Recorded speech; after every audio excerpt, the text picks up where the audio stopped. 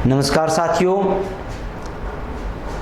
अपने चर्चा चल रही थी राजस्थान के भौगोलिक प्रदेशों के बारे में। इसमें हमने पश्चिम का रेतीला मैदान और अरावली प्रदेश की चर्चा कर ली थी। इसके बाद में अपने जो चर्चा की बारी आती है वो अपने आता है अरावली के दक्षिण पश्चिम की ओर, दक्षिण पूर्व की ओर का पार्ट, वो अपना है पूर्व का मैदानी प्रदेश। देखें, जब हम अरावली प्रदेश की चर्चा कर रहे थे, ये अपने अरावली प्रदेश है, और अरावली प्रदेश की चर्चा जब अपनी चल रही थी, अरावली के इस ओर के भाग की जब हम बात करें, ये भाग आपका आ जाता है पूर्व का मैदानी प्रदेश। पूर्व के मैदानी प्रदेश की चर्चा जब हम करें, अरावली को हमने माना था 50 सेंटीमीटर वर्षा रेखा, 50 सेंटीमीटर वर्षा रेखा। और अरावली के इस ओर का ये जो भाग अपना है, ये जो भाग अपना आ जाता है, ये भाग अपना रहता है पूर्व का मैदान, पूर्व का मैदान।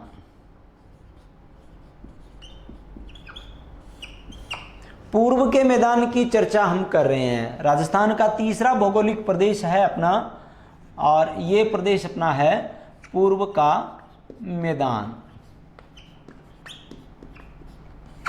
देखें, पूर्व के मैदान की चर्चा जब हम करें तो हमने पहले देखा था कि राजस्थान के जो भौगोलिक प्रदेश है, इन भौगोलिक प्रदेशों में पश्चिम का रेतीला मैदान जब हमने देखा था तो अपनी चर्चा रही थी कि पश्चिम का रेतीला मैदान जो है, पश्चिम का रेतीला मैदान तेथिस सागर का अवशेष है, और पूर्व का मैदान जो है ये भी अपना किसका अवशेष माना जाता है, तेथिस सागर का अवशेष माना जाता है। ये भी अपना है तेथिस सागर का अवशेष। पूर्व का मैदान तेथिस सागर का अवशेष कह दें, चाहे हम कह दें कि गंगा यमुना से निर्मित मैदानी प्रदेश जो है वो अपना पूर्व का मैदान है। देखें, पूर्व का मैदान जो है इसमें कुछ एक विशेष बातें अपने आती है। सबसे पहली बात देखें, राजस्थान का सर्वाधिक उपजाऊ भौगोलिक प्रदेश, राजस्थान का सर्वाधिक उपजाऊ भौगोलिक प्रदेश। दूसरी बात हम इसमें देखें, राजस्थान का सर्वाधिक जनघनत्व वाला भौगोलिक प्रदेश, राजस्थान का सर्वाधिक कृषि विकास वाला भौगोलिक प्रदेश। नंबर 4, राजस्थान का सर्वाधिक सिंचित भौगोलिक प्रदेश प्रतिशतता के आधार पर। इसके बाद में अपने देखें, राजस्थान का सर्वाधिक औद्योगिक विकास वाला भौगोलिक प्रदेश, औद्योगिक विकास वाला भौगोलिक प्रदेश। ये 5 प्रमुख चर्चाएं आ जाती है इसमें। देखें, हम देखें सर्वाधिक सिंचित है, सिंचित जब है और सबसे ज़्यादा सिंचाई यहाँ पर देखें नदियों का अपवाह क्षेत्र आ जाता है इस पूरे भौगोलिक प्रदेश में। नदियों के अपवाह क्षेत्र के कारण ये भौगोलिक प्रदेश जो है वो सिंचित भौगोलिक प्रदेश की श्रेणी में है। दूसरी, ज़्यादा सिंचाई है तो यहाँ पर कृषि ज़्यादा होगी, और कृषि ज़्यादा है, कृषि का उपजाऊपन यहाँ पर ज़्यादा है, और कृषि जहाँ पर जिस क्षेत्र में ज़्यादा होगी उस क्षेत्र में जनघनत्व यानी लोग जो है उस क्षेत्र की ओर ज़्यादा खिंचाव महसूस करेंगे, उस क्षेत्र की ओर ज़्यादा बढ़ने का प्रयास करेंगे, वहाँ पर ज़्यादा रहने की कोशिश करेंगे। इसके अलावा इसमें एक बात हमने और देखी है, सर्वाधिक औद्योगिक विकास वाला भौगोलिक प्रदेश। देखें, सर्वाधिक औद्योगिक विकास की जब हम बात करें, इसमें अलवर भरतपुर के क्षेत्र की जब हम बात करें तो यहाँ का क्षेत्र जो है वो राष्ट्रीय राजधानी क्षेत्र आ जाता है। राष्ट्रीय राजधानी क्षेत्र जो दिल्ली के अंतर्गत आ रहा है, एनसीआर नेशनल कैपिटल रीजन का जो भाग है वो इसमें शामिल है। इसके अलावा भीलवाड़ा का औद्योगिक क्षेत्र भी इसमें आ जाता है, ठीक है ना।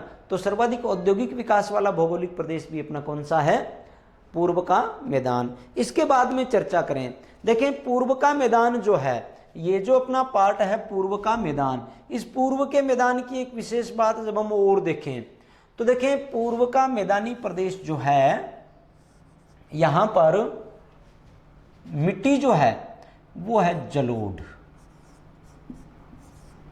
मिट्टी यहाँ की जलोढ़ मिट्टी है, ठीक है ना। जलोढ़ मिट्टी का उपजाऊपन ज़्यादा है यहाँ का। जलवायु की बात करें, जलवायु यहाँ की है आर्द्र जलवायु, आर्द्र जलवायु। और यहाँ की जो मिट्टी है, इस मिट्टी में नाइट्रोजन जो है वो प्रचुर मात्रा में है, और नाइट्रोजन की प्रचुरता के कारण इस मिट्टी को ज़्यादा खाद देने की जरूरी नहीं पड़ती है। नाइट्रोजन की मात्रा के कारण इस मिट्टी को खाद देने की जरूरी नहीं पड़ती है। ये मिट्टी अपने आप ऑलरेडी, ये मिट्टी जो है वो आपकी उपजाऊ मिट्टी की श्रेणी में शामिल है। उपजाऊपन होने के कारण देखें यहाँ पर नॉर्मल वैल्यू के रूप में जब हम देखें, जैसे अपने बात करें वृहत मात्रिक पोषक तत्वों की जो मिट्टी के लिए ज़रूरी होते हैं, न्यूट्रिशन एलिमेंट की बात मैं कर रहा हूँ, पोषक तत्वों की बात मैं कर रहा हूँ। वो पोषक तत्व जो एक फसल के ग्रो अप होने के लिए, एक फसल के उगने के लिए ज़्यादा ज़रूरी होते हैं, एक फसल के अच्छे उत्पादन के लिए ज़्यादा ज़रूरी होते हैं, वो पोषक तत्व यहाँ की मिट्टी में पहले से ही मौजूद है। इसलिए यहाँ पर जो भी फसल यहाँ पे लग रही है, जैसे हम बात करें गेहूँ की, सरसों की बात करें, चावल की बात करें, ठीक है ना, राई की बात कर लें, तो जो भी फसल यहाँ पर बोई जा रही है, कपास की बात कर लें, तो ये जो भी फसलें यहाँ पर बोई जा रही है, तो यहाँ पर जैसे नाइट्रोजन है, हम बात करें नाइट्रोजन की, नाइट्रोजन के बाद में फास्फोरस की जब हम बात करें, तो फास्फोरस जो मिट्टी के लिए, जो फसलों के लिए उपजाऊ, जो फसलों के लिए नॉर्मल वैल्यू के रूप में, सामान्य मात्रा के रूप में जो फास्फोरस चाहिए, वो यहाँ की मिट्टी में प्रचुर मात्रा में पड़ा हुआ है। पोटेशियम की बात कर लें, पोटेशियम यहाँ पर प्रचुर मात्रा में पड़ा हुआ है। और भी जैसे हम बात करें सोडियम है, पोटेशियम है, फास्फोरस है, नाइट्रोजन है, सल्फर की बात कर लें, सल्फर भी इस मिट्टी में प्रचुर मात्रा में पड़ी हुई है। इसलिए यहाँ की जो मिट्टी है, इस मिट्टी में, ये मिट्टी जो है वो फसलों के लिए अच्छी उपयुक्त मिट्टी मानी जाती है। इसलिए यहाँ पर जो फसलों का उत्पादन हो रहा है, राजस्थान के भौगोलिक प्रदेशों के आधार पर जब हम देखें, सबसे ज़्यादा फसलों के लिए उपयुक्त मिट्टी जो है वो आपकी यहाँ पर इस पूर्व के मैदानी प्रदेश में हमें मिलती है। देखें, हमने देखा है कि इस प्रदेश की जलवायु जो है, क्लाइमेट जो है, वो क्लाइमेट इसकी है ह्यूमिड क्लाइमेट। कौन सी क्लाइमेट है इसकी? ह्यूमिड क्लाइमेट है यहाँ की। ये आर्द्र जलवायु है यहाँ की, और ये जो आर्द्र जलवायु है, इस आर्द्र जलवायु के कारण यहाँ की जलवायु ये फसलों के लिए उपयुक्त मानी जाती है। देखें, पूर्व के मैदान को जब हम देख रहे हैं यहाँ पर, तो ये 50 सेंटीमीटर वर्षा रेखा होगी, और 50 सेंटीमीटर वर्षा रेखा के बाद में एक वर्षा रेखा हमें यहाँ पर और मिलती है, और ये वर्षा रेखा अपनी हो जाती है 75 सेंटीमीटर वर्षा रेखा। कौन सी वर्षा रेखा हो जाती है? ये 75 सेंटीमीटर वर्षा रेखा हो जाती है। यानी 50 से लेकर के 75 सेंटीमीटर वर्षा रेखा के बीच में अपना है पूर्व का मैदानी प्रदेश। अगर आप चाहें कि ये जो पूर्व का मैदान है, ये हमें पूछे कोई कि कौन कौन सी दो वर्षा रेखाओं के बीच में है, तो ये अपना हो जाता है 50 से 75 सेंटीमीटर वर्षा रेखाओं के बीच का भौगोलिक प्रदेश है। आर्द्र जलवायु लिए हुए यह प्रदेश है। देखें, इसके बाद में चर्चा करें इस भौगोलिक प्रदेश की प्रमुख नदी बेसिनों की।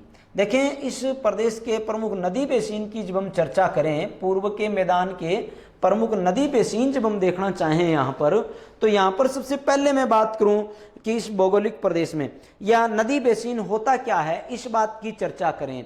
तो नदी बेसिन की जब हम चर्चा कर रहे हैं, कोई नदी का अपवाह क्षेत्र है ना, नदी का अपवाह क्षेत्र या नदी का मार्ग या नदी के आसपास का जो क्षेत्र होता है, वो एक नदी का बेसिन कहलाता है। तो इस भौगोलिक प्रदेश की जब हम चर्चा कर रहे हैं, तो इसमें प्रमुख रूप से जो अपने बेसिन मिलते हैं, मैं चर्चा कर रहा हूं नदी बेसिन की।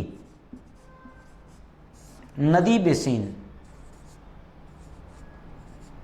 नदी बेसिन की चर्चा कर रहा हूं। ये नदी बेसिन जो है, देखें, इसकी चर्चा करें कि इसमें कौन कौन से नदी बेसिन हैं, तो सबसे पहले इसमें आ जाता है अपना चंबल नदी का बेसिन।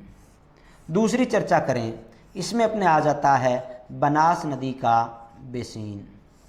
तीसरी चर्चा करें, इसमें अपने आ जाता है बाणगंगा नदी का बेसिन।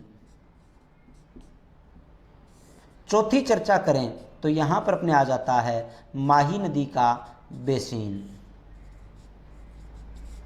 देखें चंबल नदी, बनास नदी, बाणगंगा नदी, ये तीनों नदियां, ऊपर वाली जो तीनों नदियां हैं, ये तीनों नदियां अपने जो है बंगाल की खाड़ी के अफवाह तंत्र की है। चर्चा आगे करेंगे अपने बंगाल की खाड़ी, bay of Bengal region, bay of Bengal, Bengal की खाड़ी का। और ये नदी आपकी आ जाती है अरब सागर के अफवाह तंत्र की, अरेबियन सी ड्रेनेज सिस्टम की। तो बंगाल की खाड़ी का अफवाह तंत्र हो गया और अपना हो गया माही नदी का अफवाह तंत्र। तो देखें बंगाल की खाड़ी के पहले चर्चा करें, सबसे पहले हम चंबल नदी का बेसिन जो इसमें है। देखें चंबल नदी के बारे में जब हम चर्चा करें तो हमें पता है कि चंबल नदी का उद्गम जो होता है वो आपका होता है जानापाव की पहाड़ियों से। नदियों में चर्चा करेंगे ज़्यादा तो इसकी जानापाव की पहाड़ियों से निकलने के बाद में हमें पता है कि ये 84गढ़ चित्तौड़ से राजस्थान में प्रवेश करती है। चित्तौड़, कोटा, बूंदी, स्वयंमाधोपुर, करौली और धौलपुर से होते हुए ये नदी इटावा, मुरादगंज उत्तर प्रदेश में जाकर के यमुना नदी में मिल जाती है। इधर से अपने जो रिवर आ रही है, ये कौन सी रिवर है? यमुनोत्री की पहाड़ियों से निकल करके यमुना नदी आ रही है और चंबल जाकर के अपनी मिल जाती है यमुना नदी में। ठीक है, इसके बाद में देखें ये चंबल नदी का जो अफवाह क्षेत्र है, चंबल नदी के अफवाह क्षेत्र के कारण यहाँ पर हमने एक चर्चा पहले की होगी। चंबल नदी जो है ये आगे और आ जाएगी अपनी चर्चा। चंबल नदी पर जैसे हम बात करें 4 बांध बने हुए थे, 4 में से 3 बांध जो है वो राजस्थान में बने हुए हैं, राणा प्रताप सागर बांध, जवाहर सागर बांध और कोटा बैराज बांध। 3 बांध चंबल के राजस्थान में बने हुए हैं और कोटा बैराज बांध जो है उस पर अपने 2 नहरों की शाखाएं देखेंगे और 8 लिप नहरें देखेंगे यहाँ पर। ठीक है, ये जब नदियां देखेंगे तब उनमें आ जाएगी अपने। तो एक तो चंबल नदी का बेसिन आ गया। हमें यहाँ पर प्रश्न ऐसे पूछा जाता है कि निम्न में से कौन सा नदी बेसिन, निम्न में से कौन सा नदी बेसिन पूर्व के मैदान का नहीं है या पूर्व के मैदान का नदी बेसिन है। ठीक है, तो वहां पर हमें या तो हो सकता है 2-2 के जोड़े दे दे, जैसे कौन सा नदी बेसिन पूर्व के मैदान का है। एक जैसे हमने दे दिया चंबल नदी, एक ऑप्शन में चंबल नदी दे दिया और चंबल के साथ में कांतली नदी दे दिया, तो कांतली नदी का जो जोड़ा है वो गलत हो जाएगा। दूसरा हमें कोई चंबल के साथ में बनास का दे दिया तो सही हो जाएगा। फिर बनास के साथ में लूणी का दे दिया तो वो गलत हो जाएगा, लूणी इसमें नहीं है। फिर बाद में हमें दे दिया माही और गग्गर, तो एक माही नदी तो है लेकिन माही के साथ वाला जोड़ा जो है वो अपना गग्गर का इसमें नहीं है। इस प्रश्न की चर्चा हम करेंगे अभी। तो देखें एक तो इसमें आ गया अपने चंबल नदी का बेसिन, और चंबल नदी का ये जो बेसिन है, इस चंबल नदी के बेसिन में प्रमुख रूप से नवीन कांपीय मिट्टी है। और ये जो नई कांपीय मिट्टी है, ये नई कांपीय मिट्टी जो है वो उपजाऊपन लिए हुए हैं। चंबल नदी के अफवाह क्षेत्र में नई कांपीय मिट्टी जो है वो उपजाऊपन लिए हुए हैं और इसी उपजाऊपन के कारण ये चंबल नदी जो है वो इस क्षेत्र को ज़्यादा और उपजाऊ बना देती है। देखें चंबल नदी का क्षेत्र जो है उसको हम डांग क्षेत्र के नाम से जानते हैं। करौली जिला जो है, करौली को डांग की रानी कहा जाता है, आप सभी को पता है वैसे भी। ठीक है, तो इस नदी के क्षेत्र में डांग क्षेत्र कहलाता है। एक और विशेष बात, चंबल नदी का वह क्षेत्र जो स्वयंमाधोपुर, करौली और धौलपुर जिलों में है, यहाँ पर चंबल नदी के किनारे बीहड़ भूमि है, या हम इसको कहें रेजिडुअल लैंड, या हम कहें उत्खात भूमि। चंबल नदी के आसपास की ये उत्खात भूमि है, यहाँ की उत्खात भूमि के नाम से जानी जाती है या रेजिडुअल नाम से जानी जाती है। ये उत्खात भूमि वाला क्षेत्र जो है वो चंबल नदी का क्षेत्र कहलाता है। हमें पूछ ले कि उत्खात भूमि या रेजिडुअल लैंड या बीहड़ भूमि जो है वो कौन सी नदी के अफवाह क्षेत्र से संबंधित है, तो हम यहाँ पर कह सकते हैं कि ये जो क्षेत्र है वो आपका चंबल नदी का क्षेत्र है। और इसी उत्खात भूमि या इसी बीहड़ भूमि वाले क्षेत्र को डाकुओं की शरण स्थली भी मानी जाती है। यहाँ पर डाकू बहुत ज़्यादा मिलते हैं। ठीक है ना, इस कारण इस उत्खात भूमि वाले क्षेत्र को हम क्या कहते हैं? डाकुओं की शरण स्थली कहते हैं। दूसरी चर्चा हम यहाँ पर करें बनास बेसिन की। बनास नदी के बारे में हमें पता है कि बनास का उद्गम जो है वो राजसमंद की खमनोर की पहाड़ियों से होता है। खमनोर की पहाड़ियां हैं राजसमंद में, यहां से बनास नदी का उद्गम होता है। बनास आपकी भीलवाड़ा से, ये आपकी टोंक से होते हुए ये आपकी जाकर के मिल जाएगी चंबल नदी में रामेश्वरम में। ठीक है ना, तो ये जैसे हमने कल चर्चा एक बात की हमने की थी कि खिराड़ भूमि क्या है या माल खिराड़ क्या है। खिराड़ जो था हमने देखा था कि भीलवाड़ा और टोंक का वह क्षेत्र जो भीलवाड़ा और टोंक का वह क्षेत्र जो बनास के रूप में सम्मिलित है, या बनास नदी का वह क्षेत्र जो भीलवाड़ा और टोंक में मिलता है, वो खिराड़ क्षेत्र कहलाता है। तो देखें ये जो क्षेत्र आपका है, ये बनास नदी का बेसिन जो है वो भी हम चंबल के बेसिन में भी शामिल कर सकते हैं इसको। अगर हम सीधा सीधा कहना चाहें कि हाँ भी क्या बनास और चंबल बेसिन दोनों अलग अलग है, नहीं, हम कह सकते हैं दोनों एक ही है, ठीक है ना। इसके बाद में इसकी तीसरी चर्चा हम और करें, एक अपने है यहाँ पर दिया हुआ बाणगंगा नदी का बेसिन। जयपुर की पहाड़ियों से बाणगंगा नदी का उद्गम होता है। बैराठ की पहाड़ियाँ हैं ये जयपुर की। कौन सी पहाड़ियाँ हैं?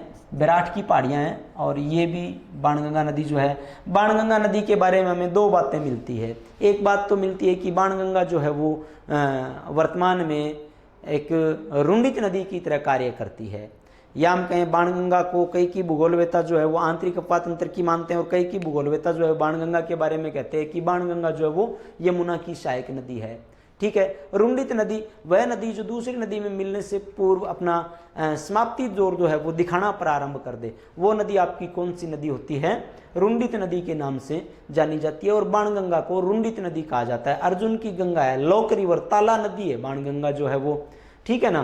तो बाणगंगा नदी का अपवा क्षेत्र जो राजस्थान में है, देखें पूर्व के मैदान का हमें नदियां दे दे, हमें प्रश्न दे दिया कि कौन सी नदी का अपवा क्षेत्र जो है वो पूर्व के मैदान का सर्वाधिक उपजाऊ अपवा क्षेत्र है, तो वो बाणगंगा नदी का जो अपवा क्षेत्र है, ये जो बैराठ की पहाड़ियों से जो बाणगंगा रिवर निकल रही है आपकी, इस नदी का ये बाणगंगा रिवर जो है, बाणगंगा का अपवा क्षेत्र जो है वो पूर्व के मैदान का सबसे ज्यादा उपजाऊ भौगोलिक प्रदेश, उपजाऊ प्रदेश माना जाता है, उपजाऊ अपवा तंत्र माना जाता है ये, ठीक है ना।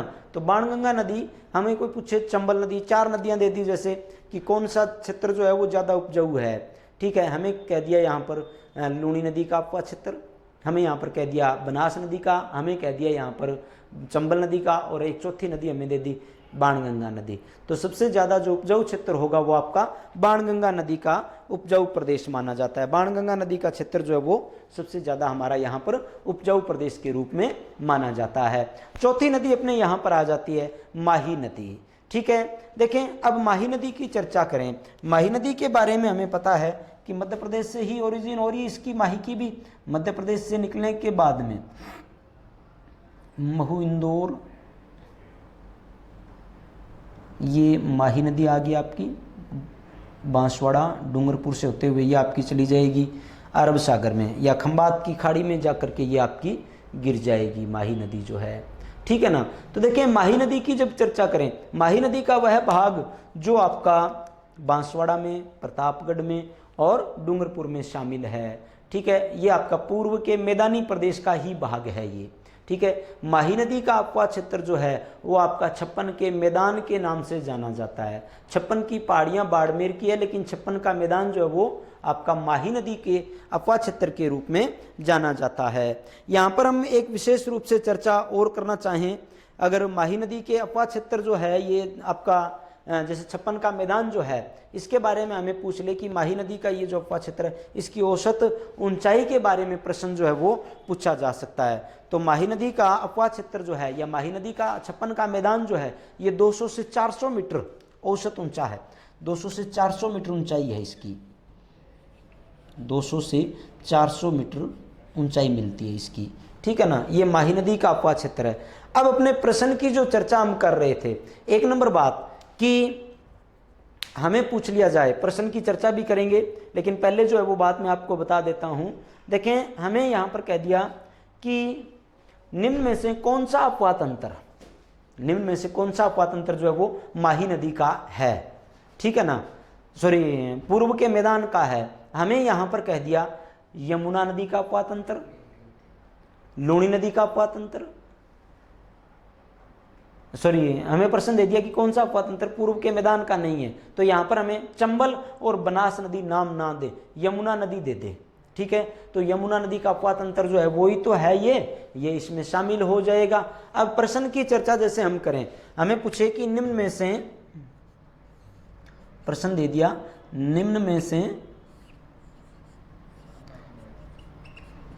से कौन सा अपवा तंत्र, कौन सा अपवाह तंत्र पूर्व के मैदान का नहीं है, पूर्व के मैदान का नहीं है। समझ में आ गई होगी बात, ठीक है। अब यहाँ पे हमें जोड़े दे दिए, जैसे देखें 1 नंबर जोड़ा हमें उत्तर के रूप में दे दिया, जैसे चंबल नदी, और चंबल के साथ में हमें यहाँ पर दे दिया काकनी या काकनेय नदी, ये जोड़ा। दूसरा हमें दे दिया, और इस प्रश्न का उत्तर जो है वो आप सभी कमेंट में लिखेंगे, ठीक है ना। दूसरा हमें दे दिया चंबल नदी, कांतली नदी। इसका उत्तर मैं आपको यहाँ पे नहीं बताऊंगा, आप लोगों को कमेंट करके बताना होगा इसका उत्तर। तीसरा हमें दे दिया बनास नदी, माही नदी, और चौथा हमें दे दिया डी ऑप्शन आपका रहेगा माही और लूणी नदी, माही और लूणी नदी। तो मेरा प्रश्न आपको है कि निम्न में से कौन सा अपवाह तंत्र जो है पूर्व के मैदान का नहीं है। तो ये जोड़े आपको यहाँ पर दिए गए हैं, इन जोड़ों में से आपको बताना होगा कि कौन सा अपवाह तंत्र जो है वो पूर्व के मैदानी प्रदेश का, कौन सा जोड़ा इन चारों में से पूर्व के मैदानी प्रदेश का है, ये कमेंट बॉक्स में आपको बताना होगा। और इसके बारे में आगे की क्लास में मैं इसका उत्तर जो है वो आपको बताऊंगा। आज के लिए अपने धन्यवाद, नई क्लास के साथ में फिर से मिलेंगे, धन्यवाद।